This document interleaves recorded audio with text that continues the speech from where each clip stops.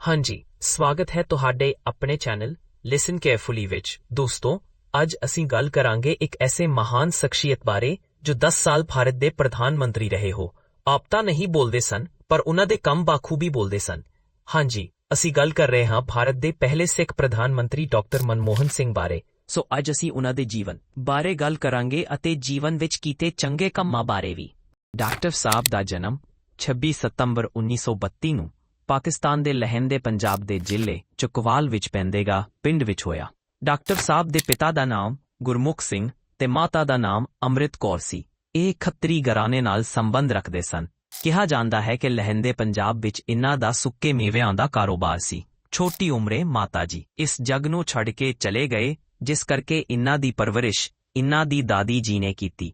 ਫਿਰ ਸਮਾਂ ਆਉਂਦਾ ਹੈ ਉਸ ਭਿਆਨਕ ਹਾਦਸੇ ਦਾ, ਜਿਸਨੇ ਪਤਾ ਨਹੀਂ ਕਿੰਨੇ ਹੀ ਘਰ ਪੁੱਟ ਕੇ ਰੱਖ ਦਿੱਤੇ, ਕਿੰਨੇ ਹੀ ਬੱਚਿਆਂ ਨੂੰ ਆਪਣੀ ਮਾਵਾਂ ਨਾਲੋਂ ਵੱਖ ਕਰ ਦਿੱਤਾ। ਭਾਰਤ ਪਾਕਿਸਤਾਨ ਦੀ ਵੰਡ ਮਤਲਬ ਕਿ 1947 ਦੀ ਵੰਡ ਬਹੁਤ ਹੀ ਭਿਆਨਕ ਸੀ।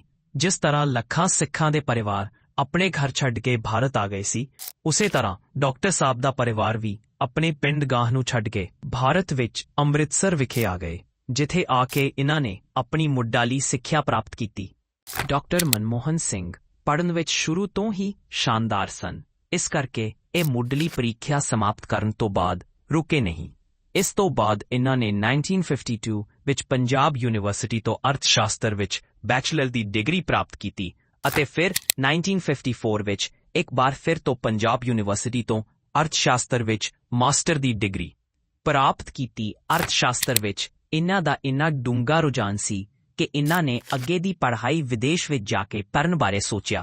ਪੰਜਾਬ ਯੂਨੀਵਰਸਿਟੀ ਤੋਂ ਮਾਸਟਰ ਦੀ ਡਿਗਰੀ ਪ੍ਰਾਪਤ ਕਰਨ ਤੋਂ ਬਾਅਦ ਇਹ ਇੰਗਲੈਂਡ ਚਲੇ ਗਏ, ਜਿੱਥੇ ਜਾ ਕੇ ਡਾਕਟਰ ਸਾਹਿਬ ਨੇ 1957 ਵਿੱਚ ਕੈਂਬਰਿਜ ਯੂਨੀਵਰਸਿਟੀ ਤੋਂ ਅਰਥ ਸ਼ਾਸਤਰ ਵਿੱਚ ਬੈਚਲਰ ਦੀ ਡਿਗਰੀ ਪ੍ਰਾਪਤ ਕੀਤੀ ਅਤੇ ਬਾਅਦ ਵਿੱਚ 1962 ਵਿੱਚ ਆਕਸਫੋਰਡ ਯੂਨੀਵਰਸਿਟੀ ਤੋਂ ਅਰਥ ਸ਼ਾਸਤਰ ਵਿੱਚ ਡਾਕਟਰੇਟ ਕੀਤੀ। ਹੁਣ ਅਰਥ ਸ਼ਾਸਤਰ ਵਿੱਚ ਪੂਰਨ ਤੌਰ ਤੇ ਮਾਹਰ ਬਣਨ ਤੋਂ ਬਾਅਦ ਇਨ੍ਹਾਂ ਨੇ 1960 ਦੇ ਦਸ਼ਕ ਵਿੱਚ ਨਿਊਯਾਰਕ ਦੀ UNCTAD ਮਤਲਬ United nations conference on trade and development ਲਈ ਕੰਮ ਕੀਤਾ। ਅਮਰੀਕਾ ਵਿੱਚ ਲੰਮਾ ਸਮਾਂ ਕੰਮ ਕਰਨ ਤੋਂ ਬਾਅਦ ਡਾਕਟਰ ਸਾਹਿਬ ਇੰਡੀਆ ਆ ਕੇ ਦਿੱਲੀ ਸਕੂਲ ਆਫ ਇਕਨੋਮਿਕਸ ਵਿੱਚ ਅੰਤਰਰਾਸ਼ਟਰੀ ਵਪਾਰ ਦੇ ਪ੍ਰੋਫੈਸਰ ਰਹੇ। ਡਾਕਟਰ ਮਨਮੋਹਨ ਸਿੰਘ ਜੀ ਇੱਕ ਬਿਊਰੋਕਰੈਟ ਵੀ ਸਨ, ਕਿਉਂਕਿ ਉਨ੍ਹਾਂ ਨੇ ਵਿੱਤ ਵਿਭਾਗ ਵਿੱਚ ਵੱਖ-ਵੱਖ ਅਹੁਦਿਆਂ ਤੇ ਕੰਮ ਕੀਤਾ। ਆਓ ਸਮਝਣ ਦੀ ਕੋਸ਼ਿਸ਼ ਕਰਦੇ ਹਾਂ। 1971 ਤੋਂ ਲੈ ਕੇ 1991 ਤੱਕ ਇਨ੍ਹਾਂ ਨੇ ਭਾਰਤ ਸਰਕਾਰ ਵਿੱਚ ਬਹੁਤ ਵੱਡੇ ਅਹੁਦਿਆਂ ਤੇ ਕੰਮ ਕੀਤਾ, ਜਿਵੇਂ ਕਿ 1971 ਤੋਂ ਲੈ ਕੇ 1972 ਤੱਕ ਆਰਥਿਕ ਸਲਾਹਕਾਰ ਰਹੇ ਵਿਦੇਸ਼ ਵਪਾਰ ਵਿਭਾਗ 'ਚ। 1972 ਤੋਂ ਲੈ ਕੇ 1976 ਤੱਕ ਡਾਕਟਰ ਸਾਹਿਬ ਮੁੱਖ ਆਰਥਿਕ ਸਲਾਹਕਾਰ ਰਹੇ ਵਿੱਤ ਵਿਭਾਗ 'ਚ। 1976 ਤੋਂ ਲੈ ਕੇ 1980 ਤੱਕ ਇਨ੍ਹਾਂ ਨੇ ਆਰਥਿਕ ਮਾਮਲਿਆਂ ਦੇ ਵਿਭਾਗ ਵਿੱਚ ਬਤੌਰ ਸਕੱਤਰ ਸੇਵਾ ਨਿਭਾਈ। 1980 ਤੋਂ ਲੈ ਕੇ 1982 ਤੱਕ ਪਲੈਨਿੰਗ ਕਮਿਸ਼ਨ ਦੇ ਮੈਂਬਰ ਸਕੱਤਰ ਰਹੇ। 1982 ਤੋਂ ਲੈ ਕੇ 1985 ਤੱਕ ਭਾਰਤੀ ਰਿਜ਼ਰਵ ਬੈਂਕ ਦੇ ਰਾਜਪਾਲ ਰਹੇ ਅਤੇ ਫਿਰ 1990 ਤੋਂ 1991 ਤੱਕ ਉਸ ਸਮੇਂ ਦੇ ਪ੍ਰਧਾਨ ਮੰਤਰੀ PV ਨਰਸਿਮਹਾ ਰਾਓ ਦੀ ਸਰਕਾਰ ਵਿੱਚ ਆਰਥਿਕ ਮਾਮਲਿਆਂ ਵਿੱਚ ਉਨ੍ਹਾਂ ਦੇ ਮੁੱਖ ਸਲਾਹਕਾਰ ਰਹੇ। ਪ੍ਰਧਾਨ ਮੰਤਰੀ PV ਨਰਸਿਮਹਾ ਰਾਓ ਦੀ ਸਰਕਾਰ ਵਿੱਚ ਦੇਸ਼ ਦੀ ਆਰਥਿਕ ਸਥਿਤੀ ਬਹੁਤ ਹੀ ਜ਼ਿਆਦਾ ਖਰਾਬ ਸੀ। ਵਿਰੋਧੀ ਧਿਰਾਂ ਰੋਜ਼ ਇਨ੍ਹਾਂ ਦੀ ਸਰਕਾਰ ਤੇ ਸਵਾਲ ਉਠਾ ਰਿਹਾ ਸਨ। ਭਾਰਤ ਕਰਜ਼ੇ ਵਿੱਚ ਡੁੱਬਿਆ ਪਿਆ ਸੀ। ਸਾਲ ਹੈ 1991। ਪ੍ਰਧਾਨ ਮੰਤਰੀ PV ਨਰਸਿਮਹਾ ਰਾਓ ਡਾਕਟਰ ਮਨਮੋਹਨ ਸਿੰਘ ਜੀ ਨੂੰ ਫੋਨ ਕਰਦੇ ਹਨ ਅਤੇ ਕਹਿੰਦੇ ਹਨ ਕਿ ਅੱਜ ਤੋਂ ਤੁਹਾਨੂੰ ਦੇਸ਼ ਦਾ ਵਿੱਤ ਮੰਤਰੀ ਬਣਾਇਆ ਜਾਂਦਾ ਹੈ। ਡਾਕਟਰ ਸਾਹਿਬ, ਦੇਸ਼ ਦੀ ਆਰਥਿਕ ਸਥਿਤੀ ਹੁਣ ਤੁਹਾਡੀ ਜ਼ਿੰਮੇਵਾਰੀ ਹੈ। ਇਸ ਤਰ੍ਹਾਂ ਡਾਕਟਰ ਮਨਮੋਹਨ ਸਿੰਘ ਜੀ 1991 ਵਿੱਚ ਦੇਸ਼ ਦੇ 26ਵੇਂ ਅਤੇ ਪਹਿਲੇ ਸਿੱਖ ਵਿੱਤ ਮੰਤਰੀ ਬਣਦੇ ਹਨ। 1999 ਵਿੱਚ ਡਾਕਟਰ ਸਾਹਿਬ ਬਤੌਰ ਵਿੱਤ ਮੰਤਰੀ ਰਾਜ ਸਭਾ ਜੁਆਇਨ ਕਰਦੇ ਹਨ। ਵਿੱਤ ਮੰਤਰੀ ਬਣਦੇ ਹੀ ਦੇਸ਼ ਦੀ ਆਰਥਿਕ ਹਾਲਤ ਨੂੰ ਸੁਧਾਰਨ ਲਈ ਡਾਕਟਰ ਸਾਹਿਬ ਨੇ ਸਭ ਤੋਂ ਪਹਿਲਾਂ IMF ਤੋਂ $2.2 ਬਿਲੀਅਨ ਦਾ ਲੋਨ ਲਿਆ, ਜਿਸ ਦੇ ਬਦਲੇ 67 ਟਨ ਸੋਨਾ ਗਿਰਵੀ ਰੱਖਿਆ ਗਿਆ। ਡਾਕਟਰ ਸਾਹਿਬ ਨੇ ਦੇਸ਼ ਦੀ ਅਰਥਵਿਵਸਥਾ ਵਿੱਚ 3 ਪ੍ਰਮੁੱਖ ਬਦਲਾਅ ਲਿਆਂਦੇ: ਲਿਬਰਲਾਈਜੇਸ਼ਨ, ਪ੍ਰਾਈਵੇਟਾਈਜੇਸ਼ਨ, ਗਲੋਬਲਾਈਜੇਸ਼ਨ। ਲਿਬਰਲਾਈਜੇਸ਼ਨ ਤੋਂ ਪਹਿਲਾਂ ਜੇ ਕਿਸੇ ਵਿਅਕਤੀ ਨੇ ਕਾਰੋਬਾਰ ਸ਼ੁਰੂ ਕਰਨਾ ਹੁੰਦਾ ਤਾਂ ਉਸ ਨੂੰ ਪਹਿਲਾਂ ਜ਼ਿਲ੍ਹਾ ਅਧਿਕਾਰੀ ਤੋਂ ਲਾਇਸੈਂਸ ਦੀ ਅਨੁਮਤੀ ਲੈਣੀ ਪੈਂਦੀ ਸੀ, ਜਿਸ ਨੂੰ ਆਪਾਂ ਕਲੈਕਟਰ ਰਾਜ ਵੀ ਕਹਿੰਦੇ ਸੀ। ਡਾਕਟਰ ਮਨਮੋਹਨ ਸਿੰਘ ਜੀ ਨੇ ਇਸ ਲਾਇਸੈਂਸ ਵਾਲੇ ਸਿਸਟਮ ਨੂੰ ਬੰਦ ਕੀਤਾ ਜਿਸ ਤੋਂ ਬਾਅਦ ਹਰ ਵੱਡੇ ਤੋਂ ਲੈ ਕੇ ਛੋਟੇ ਵਪਾਰੀ ਦੀ ਤਰੱਕੀ ਹੋਣੀ ਸ਼ੁਰੂ ਹੋ ਗਈ। ਫਿਰ ਆਉਂਦੀ ਹੈ ਪ੍ਰਾਈਵੇਟਾਈਜੇਸ਼ਨ, ਜਿਸ ਵਿੱਚ ਵਿਦੇਸ਼ੀ ਕੰਪਨੀਆਂ ਨੂੰ ਭਾਰਤ ਵਿੱਚ ਨਿਵੇਸ਼ ਕਰਨ ਦਾ ਪਹਿਲੀ ਵਾਰ ਮੌਕਾ ਮਿਲਿਆ। ਜੋ ਤੁਸੀਂ ਅੱਜ ਮੈਕਡੀ, ਸਟਾਰਬਕਸ, ਸਬਵੇ ਅਤੇ ਹੋਰ ਕੰਪਨੀਆਂ ਦੇਖਦੇ ਹੋ, ਇਹ ਸਭ ਕੰਪਨੀਆਂ ਨੇ ਉਸੇ ਸਮੇਂ ਵਿੱਚ ਭਾਰਤ 'ਚ ਨਿਵੇਸ਼ ਕੀਤਾ। ਅਤੇ ਅੰਤ ਵਿੱਚ ਆਉਂਦੀ ਹੈ ਗਲੋਬਲਾਈਜੇਸ਼ਨ, ਜਿਹਦੇ ਵਿੱਚ ਭਾਰਤ ਨੇ ਵਿਦੇਸ਼ੀ ਤਾਕਤਾਂ ਨਾਲ ਵਪਾਰ ਕਰਨਾ ਸ਼ੁਰੂ ਕੀਤਾ। ਭਾਰਤ ਨੂੰ ਵਪਾਰ ਦੇ ਮਾਧਿਅਮ ਨਾਲ ਪੂਰੇ ਵਿਸ਼ਵ ਨਾਲ ਜੋੜਿਆ ਗਿਆ। ਇਸ ਤੋਂ ਬਾਅਦ ਸੰਨ 2004 ਵਿੱਚ ਲੋਕ ਸਭਾ ਚੋਣਾਂ ਹੁੰਦੀਆਂ ਹਨ। ਕਾਂਗਰਸ ਦੀ ਸਰਕਾਰ ਸੱਤਾ ਵਿੱਚ ਆਉਂਦੀ ਹੈ। ਡਾਕਟਰ ਮਨਮੋਹਨ ਸਿੰਘ ਜੀ ਨੂੰ ਦੇਸ਼ ਦਾ ਪ੍ਰਧਾਨ ਮੰਤਰੀ ਬਣਾਇਆ ਜਾਂਦਾ ਹੈ। ਇਸ ਤਰ੍ਹਾਂ ਡਾਕਟਰ ਸਾਹਿਬ ਦੇਸ਼ ਦੇ ਪਹਿਲੇ ਸਿੱਖ ਪ੍ਰਧਾਨ ਮੰਤਰੀ ਬਣਦੇ ਹਨ। 2004 ਵਿੱਚ ਜਦੋਂ ਡਾਕਟਰ ਮਨਮੋਹਨ ਸਿੰਘ ਨੇ ਪ੍ਰਧਾਨ ਮੰਤਰੀ ਦਾ ਅਹੁਦਾ ਸੰਭਾਲਿਆ ਤਾਂ ਉਹਨਾਂ ਦੀ ਸਰਕਾਰ ਨੇ ਕਈ ਅਜਿਹੇ ਕਾਨੂੰਨ ਅਤੇ ਪ੍ਰੋਗਰਾਮ ਲਾਗੂ ਕੀਤੇ ਜਿਨ੍ਹਾਂ ਨੇ ਲੋਕਾਂ ਦੀ ਜ਼ਿੰਦਗੀ ਵਿੱਚ ਵੱਡਾ ਬਦਲਾਅ ਲਿਆਂਦਾ। ਸਭ ਤੋਂ ਪਹਿਲਾਂ ਗੱਲ ਕਰਦੇ ਹਾਂ ਰਾਸ਼ਟਰੀ ਗ੍ਰਾਮੀਣ ਰੋਜ਼ਗਾਰ ਗਾਰੰਟੀ ਸਕੀਮ MGNREGA। ਮਨਰੇਗਾ ਦੀ ਇਸ ਸਕੀਮ ਨੇ ਪੇਂਡੂ ਖੇਤਰਾਂ ਵਿੱਚ ਲੱਖਾਂ ਲੋਕਾਂ ਨੂੰ 100 ਦਿਨਾਂ ਦੀ ਗਾਰੰਟੀਸ਼ੁਦਾ ਮਜ਼ਦੂਰੀ ਦਿੱਤੀ। ਇਸ ਨਾਲ ਨਾ ਸਿਰਫ ਗਰੀਬੀ ਘਟੀ, ਸਗੋਂ ਪਿੰਡਾਂ ਵਿੱਚ ਬੁਨਿਆਦੀ ਢਾਂਚਾ ਵੀ ਮਜ਼ਬੂਤ ਹੋਇਆ।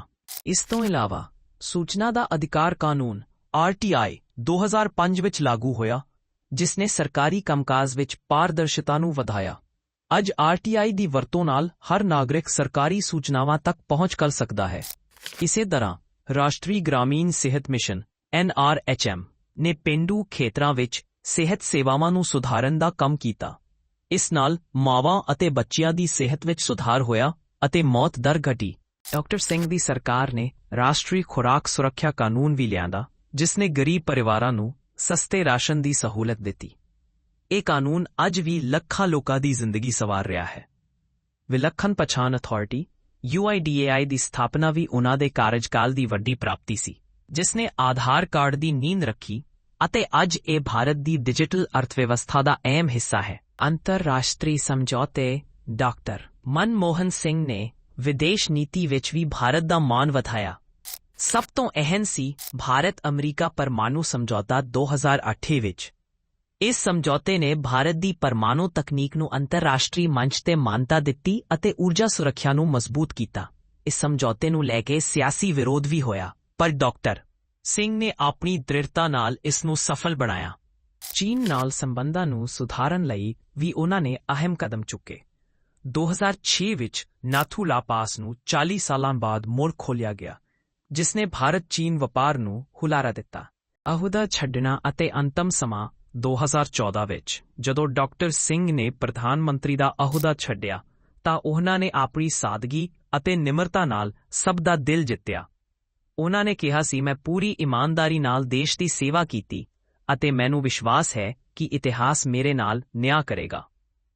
ਉਹਨਾਂ ਦੀ ਇਹ ਗੱਲ ਅੱਜ ਸੱਚ ਸਾਬਤ ਹੋ ਰਹੀ ਹੈ। ਅਹੁਦਾ ਛੱਡਣ ਤੋਂ ਬਾਅਦ ਉਹ ਰਾਜ ਸਭਾ ਦੇ ਮੈਂਬਰ ਵਜੋਂ 2019 ਤੱਕ ਅਸਮ ਅਤੇ ਫਿਰ ਰਾਜਸਥਾਨ ਤੋਂ ਸੇਵਾ ਨਿਭਾਉਂਦੇ ਰਹੇ। ਆਪਣੀ ਨਿਮਰਤਾ ਅਤੇ ਸਮਰਪਣ ਨਾਲ ਉਹ ਅੰਤਮ ਸਮੇਂ ਤੱਕ ਸੰਸਦ ਵਿੱਚ ਹਿੱਸਾ ਲੈਂਦੇ ਰਹੇ, ਭਾਵੇਂ ਉਹ ਵੀਲਚੇਅਰ ਤੇ ਹੀ ਕਿਉਂ ਨਾ ਹੋਣ। 26 ਦਸੰਬਰ 2024 ਨੂੰ 92 ਸਾਲ ਦੀ ਉਮਰ ਵਿੱਚ ਡਾਕਟਰ ਮਨਮੋਹਨ ਸਿੰਘ ਜੀ ਦਾ ਦਿੱਲੀ ਦੇ ਏਮਸ ਹਸਪਤਾਲ ਵਿੱਚ ਦੇਹਾਂਤ ਹੋ ਗਿਆ। ਉਹਨਾਂ ਦੀ ਸਿਹਤ ਲੰਬੇ ਸਮੇਂ ਤੋਂ ਖਰਾਬ ਸੀ ਅਤੇ ਉਹਨਾਂ ਨੂੰ ਡਾਇਬੀਟੀਜ਼ ਅਤੇ ਦਿਲ ਦੀਆਂ ਸਮੱਸਿਆਵਾਂ ਸਨ। ਉਹਨਾਂ ਦੀ ਮੌਤ ਤੇ ਸਾਰੇ ਦੇਸ਼ ਵਿੱਚ 7 ਦਿਨਾਂ ਦਾ ਰਾਸ਼ਟਰੀ ਸੋਗ ਘੋਸ਼ਿਤ ਕੀਤਾ ਗਿਆ।